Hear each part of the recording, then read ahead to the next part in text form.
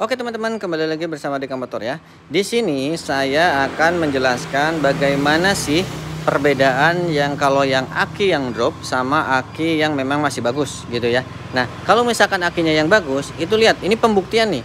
Kalau misalkan kondisi aki sepeda listriknya itu masih bagus, ini kalau digas dengan kita apa namanya tuh ditaikin, itu nggak bakalan drop langsung merah ya. Misalkan ya, ini contoh ya. Ini masih udah hilang satu nih, maksudnya nggak full 100% ya.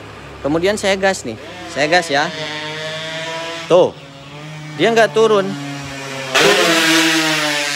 paling satu atau dua lah ya, itu normal kalau satu cuma dua. Tapi kalau misalkan memang nggak sampai merah, ya itu berarti masih aman. Tapi kalau misalkan teman-teman sampai merah atau sampai E atau tinggal sisa satu, itu berarti ada masalah. Nah ini cuma nguranginya satu. Oke, gaskeun.